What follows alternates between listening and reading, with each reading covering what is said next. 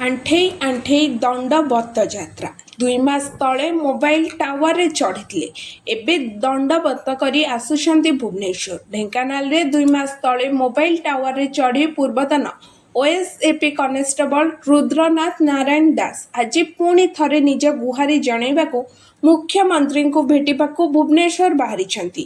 ରୁଦ୍ର 2018 ମସିହାରେ OSAP first ବାଟାଲିୟନରେ constable ଭାବେ ନିଯୁକ୍ତି ପାଇଥିଲେ। ପରେ ତାଙ୍କୁ ବିନା କାରଣରେ ଛଟେଇ କରିଦିଆଯାଇଥିବା ସେ ଅଭିଯୋଗ କରିଛନ୍ତି।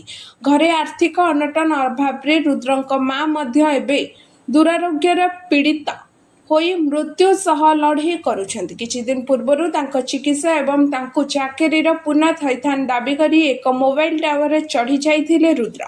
ପରେ ତାଙ୍କୁ ଉଦ୍ଧାର କରାଯାଇ ଚାକିରିରେ ପୁନଃ ଥଇଥାନ ପାଇଁ ପ୍ରତିଶ୍ରୁତି ଦେଇଥିଲା ପ୍ରଶାସନ। କିନ୍ତୁ 2 ମାସ ପରେ ବି ଦାବି ପୂରଣ ନ ହେବାରୁ ଆଜି ଅଭାବନୀୟ ଭାବେ ପ୍ରତିବାଦ କରିଛନ୍ତି।